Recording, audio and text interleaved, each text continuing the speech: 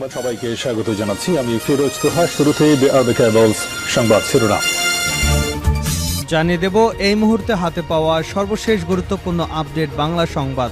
শুরুতেই থাকছে স্বৈরাচার হাসিনা ভারতে চুপচাপ বসে নেই, ষড়যন্ত্র করছেন, এমন মন্তব্য করেছেন বিএনপির স্থায়ী কমিটির সদস্য সেলিমা রহমান।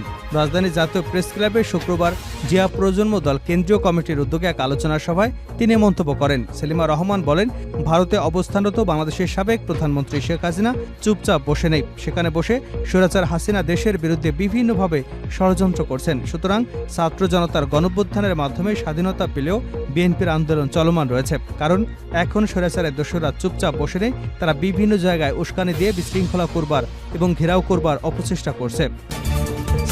এবারে জানাবো, পচা বাংলাদেশ থেকে একটা তরতাজা বাংলাদেশ সৃষ্টি করতে চাই।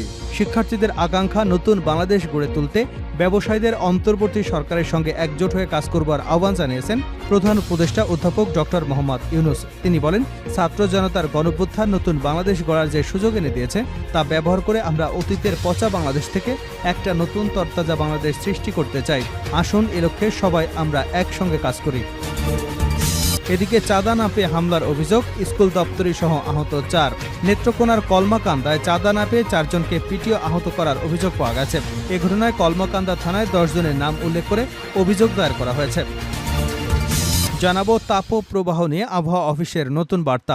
দেশের বিভিন্ন জেলায় চলছে তীব্র তাপপ্রবাহ।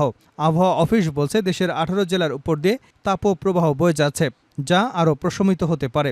আবহাওয়া অফিসের দেওয়া তথ্য মতে শুক্রবার সন্ধ্যার মধ্যে কিছু কিছু জেলায় তাপপ্রবাহ প্রশমিত হতে পারে। পূর্বাভাসে বলা হয়েছে, ঢাকা, টাঙ্গাইল, কিশোরগঞ্জ, রাজশাহী, বগুড়া, সিরাজগঞ্জ, নীলফামারী, চুয়াডাঙ্গা এবং কুষ্টিয়া জেলাসহ ময়মনসিংহ ও সিলেট বিভাগের উপর দিয়ে মৃদু তাপপ্রবাহ বয়ে যাচ্ছে। তবে শুক্রবার সন্ধ্যার মধ্যেই তা কিছু কিছু জায়গা থেকে প্রশমিত হতে পারে। এবারে থাকছে, মনে হচ্ছে আমাকে দুর্নীতির মহাসাগরে ছেড়ে দিয়েছে আসিফ মাহমুদ। ছাত্র জনতার আন্দোলনের মুখে গত 5 অক্টোবর পদত্যাগ করতে বাধ্য হয়েছেন স্বৈরাচার শেখ হাসিনা। দায়িত্ব ছেড়ে গোপনে দেশ ছেড়েছেন তিনি। ফলে অবসান ঘটেছে টানা 15 বছরের বাংলাদেশের শাসন ক্ষমতায় থাকা আওয়ামী লীগের। এরপর ডক্টর ইউনূসের নেতৃত্বে দায়িত্ব নিয়েছে অন্তর্বর্তী সরকার, যেখানে যুব ও ক্রীড়া মন্ত্রণালয়ের উপদেষ্টা হিসেবে আছেন আসিফ মাহমুদ সজীব ভুঁইয়া। দায়িত্ব নেবার পর থেকে ক্রীড়াঙ্গনে সংস্কারের কথা বলছেন আসিফ মাহমুদ। তারই অংশ হিসেবে গতকাল 12 সেপ্টেম্বর গুলিস্তানের বঙ্গবন্ধু স্টেডিয়াম পরিদর্শনে যান তিনি। মূলত স্টেডিয়ামের দোকানগুলোর প্রকৃত চিত্র দেখতেই বৃহস্পতিবার বিকেলে হঠাৎ পরিদর্শনে যান আসিফ। এ সময় বঙ্গবন্ধু স্টেডিয়ামের বেশ কয়েকটি দোকান ঘুরে দেখেন তিনি। সরজমিনে সেখানকার চিত্র দেখে হতাশ হয়েছেন ক্রীড়া উপদেষ্টা। পরিদর্শনের বিষয়ে নিজের ভেরিফাইড ফেসবুক পেজে তিনি পোস্ট শেয়ার করেছেন। নিজের প্রতিক্রিয়া জানাতে গিয়ে ফেসবুকে লেখেন, মনে হচ্ছে আমাকে এনে কেউ দুর্নীতির মহাসাগরে ছেড়ে দিয়েছেন। এবং সর্বশেষ জানাবো আন্তর্জাতিক সংবাদ। ইসরায়েলের সামরিক স্থাপনায় রকেট হামলার দাবি হিজবুল্লাহর। উত্তর ইসরায়েলের একটি বিমান ঘাঁটিতে রকেট হামলার দাবি করেছে লেবাননের সশস্ত্র সংগঠন হিজবুল্লাহ। ওই ঘাঁটি সাফাদ শহরের কাছে অবস্থিত।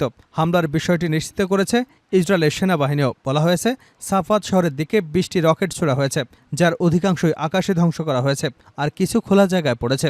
ইসরায়েলি বাহিনী জানিয়েছে, এতে কোনো হতাহতের ঘটনা ঘটেনি, তবে বিরিয়া এলাকায় আগুন ছড়িয়ে পড়েছে। এতক্ষণ শিরোনাম শুনছিলেন, এবার বিস্তারিত। প্রিয় দর্শক, আপনি যদি এই চ্যানেলে নতুন হয়ে থাকেন, ভিডিওটি দেখতে দেখতে চ্যানেলটি সাবস্ক্রাইব করে আমাদের সঙ্গেই থাকুন। আর এই ভিডিও সম্পর্কে আপনি আপনার মূল্যবান মতামতটি কমেন্ট বক্সে জানিয়ে দিন। আর হ্যাঁ প্রিয় দর্শক, জানিয়ে দিন ভিডিওটি কোথা থেকে দেখছেন। স্বৈরাচার হাসিনা ভারতে চুপচাপ বসে নেই, ষড়যন্ত্র করছেন। স্বৈরাচারের দোসররা চুপচাপ বসে নেই বলে মন্তব্য করেছেন বিএনপির স্থায়ী কমিটির সদস্য বেগম সেলিমা রহমান।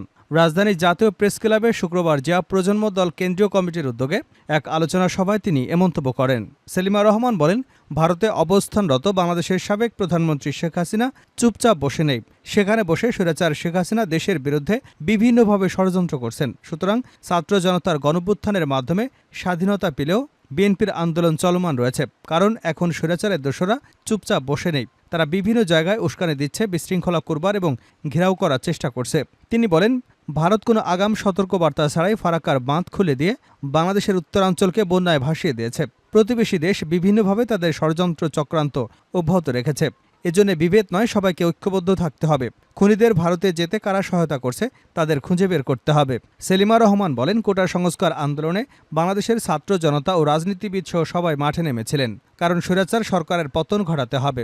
গত 15 বছরে জনগণ কথা বলতে পারেনি, তরুণ প্রজন্ম ভোটার হয়েছে কিন্তু ভোট দিতে পারেনি। বারবার বিনা ভোটে ক্ষমতা এসেছিল অবৈধ সরকার।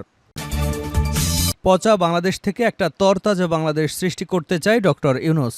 শিক্ষার্থীদের আকাঙ্ক্ষা নতুন বাংলাদেশ গড়ে তুলতে ব্যবসায়ীদের অন্তর্বর্তী সরকারের সঙ্গে একজোট হয়ে কাজ করবার আহ্বান জানিয়েছেন প্রধান উপদেষ্টা অধ্যাপক ডক্টর মোহাম্মদ ইউনূস। তিনি বলেন, ছাত্র জনতার গণঅভ্যুত্থান নতুন বাংলাদেশ গড়ার যে সুযোগ এনে দিয়েছে তা ব্যবহার করে আমরা অতীতের পচা বাংলাদেশ থেকে একটা নতুন তরতাজা বাংলাদেশ সৃষ্টি করতে চাই। আসুন এ লক্ষ্যে সবাই একসঙ্গে কাজ করি। রাজধানীর একটি অভিজাত হোটেলে আয়োজিত ন্যাশনাল বিজনেস সংলাপে প্রধান উপদেষ্টা এসব কথা বলেন। International chambers of commerce Bangladesh এবং জাতীয় পর্যায়ের 15টি বাণিজ্যিক সংগঠন এ সংলাপের আয়োজন করে। প্রধান উপদেষ্টা সবাই মিলে একজোট হয়ে কাজ করলে তরুণদের স্বপ্নের বাংলাদেশ গড়ে তোলা অবশ্যম্ভাবী বলে আশাবাদ ব্যক্ত করেন। ছাত্র জনতার আকাঙ্ক্ষার বাংলাদেশী বিনির্মাণে সংস্কার বাস্তবায়নের উপর গুরুত্ব আরোপ করে ডক্টর ইউনূস বলেন, সংস্কার কেবল সরকারের উপর ছেড়ে দেবেন না, আসুন সবাই মিলে সংস্কার করি। যেখানে ভুল দেখবেন আত্মজিজ্ঞাসা করবেন, সেখান থেকে বেরিয়ে আসার, ছেলেদের আত্মহত্যির দিকে তাকিয়ে ভুল পথ পরিহার করবেন। শ্রমিক মালিকদের মধ্যে সরকার সুসম্পর্ক গড়ে তুলতে চায় বলে জানিয়ে প্রধান উপদেষ্টা বলেন, আমাদের মেয়াদকালে আমরা শ্রমিক মালিকদের সম্পর্ক সুন্দরভাবে গড়ে তুলতে চাই। আমরা এখনও জেনেভা কনভেনশনে যোগ দিতে পারিনি। আমাকে সাহস দিন, এগিয়ে আসুন, আমরা সবাই মিলে ILO কনভেনশনে স্বাক্ষর করি। চাঁদা না পেয়ে হামলার অভিযোগ, স্কুল দপ্তরে সহ আহত 4। নেত্রকোনার কলমাকান্দায় চাঁদা না পেয়ে 4 জনকে পিটিয়ে আহত করার অভিযোগ পাওয়া গেছে। এ ঘটনায় কলমাকান্দা থানায় 10 জনের নাম উল্লেখ করে অভিযোগ দায়ের করা হয়েছে। শুক্রবার দুপুরে কলমাকান্দা থানার ওসি ফিরোজ হোসেন এ ঘটনার সত্যতা নিশ্চিত করেছেন। এর আগে বৃহস্পতিবার সকালে উপজেলার গোপলা ইউনিয়নের মৌজে গোপলা গ্রামে ঘটনা ঘটে। স্থানীয় সূত্রে জানা যায়, গোপলা ইউনিয়নের আরমোস আলী এবং সাইফুল ইসলামের মধ্যে দীর্ঘদিন ধরে বিরোধ চলছিল। তারই জেরে আরমোস আলীর ছেলে সোহেল রানার কাছে চাঁদা দাবি করেন সাইফুল ইসলাম ও তার লোকজন। চাঁদার টাকা না পেয়ে বৃহস্পতিবার সকালে পূর্ব পরিকল্পিতভাবে দেশীয় অস্ত্র লাঠিসোঁটা নিয়ে আরমোস আলীর বসত বাড়িতে হামলা চালানো হয়। এ সময় 4 জন আহত হন। বর্তমানে তারা কলমাকান্দা উপজেলা স্বাস্থ্য কমপ্লেক্সে চিকিৎসাধীন রয়েছেন। এ বিষয়ে সোহেল রানা বলেন, পূর্ব শত্রুতার জেরে বাড়িতে হামলা চালায় অভিযুক্তরা। এমনকি আমার কাছে চাঁদা দাবি করে। যদি আমি তাদের কথা মতো চাঁদা না দেই তাহলে দাপ্তরিক চাকুরি শান্তিতে করতে দেবে না বলে হুমকি দেয়। এ ঘটনায় আমি একই গ্রামের মোহাম্মদ সাগর মিয়া, সাজিদ মিয়া, জানাত মিয়া সহ 10 জনের নাম উল্লেখ করে থানায় অভিযোগ দিয়েছি। এরপর থেকে অভিযুক্তরা আত্মগোপনে রয়েছে, তাই তাদের বক্তব্য নেওয়া সম্ভব হয়নি। কলমাকান্দা থানার ওসি ফিরোজ হোসেন বলেন, লিখিত অভিযোগ পেয়েছি, তদন্ত করে ব্যবস্থা গ্রহণ করা হবে। তাপপ্রবাহ নিয়ে আবহাওয়া অফিসের নতুন বার্তা। দেশের বিভিন্ন জেলায় চলছে তীব্র তাপপ্রবাহ। আবহাওয়া অফিস বলছে, দেশের 18 জেলার উপর দিয়ে তাপপ্রবাহ বয়ে যাচ্ছে, যা আরও প্রশমিত হতে পারে। আবহাওয়া অফিসের দেওয়া তথ্য মতে শুক্রবার সন্ধ্যার মধ্যে কিছু কিছু জেলায় তাপপ্রবাহ প্রশমিত হতে পারে। পূর্বাভাসে বলা হয়েছে, ঢাকা, টাঙ্গাইল, কিশোরগঞ্জ, নারায়ণগঞ্জ, রাজশাহী, বগুড়া, সিরাজগঞ্জ, নীলফামারী, চুয়াডাঙ্গা এবং কুষ্টিয়া জেলাসহ ময়মনসিংহ ও সিলেট বিভাগের উপর দিয়ে মৃদু তাপপ্রবাহ বয়ে যাচ্ছে। তবে শুক্রবার সন্ধ্যার মধ্যেই তা কিছু কিছু জায়গায় প্রশমিত হতে পারে। ময়মনসিংহে বৃহস্পতিবার দেশের সর্বোচ্চ তাপমাত্রা 37.4 ডিগ্রি সেলসিয়াস রেকর্ড করা হয়েছে। এদিন দেশের সর্বনিম্ন 24 ডিগ্রি সেলসিয়াস তাপমাত্রা ছিল পটুয়াখালীর খেপুপাড়ায়। এদিকে অপর এক পূর্বাভাসে বলা হয়েছে, দেশের সব বিভাগেই দমকা হওয়া সহ বৃষ্টির পূর্বাভাস রয়েছে। কোথাও কোথাও হতে পারে অতি ভারী বর্ষণও।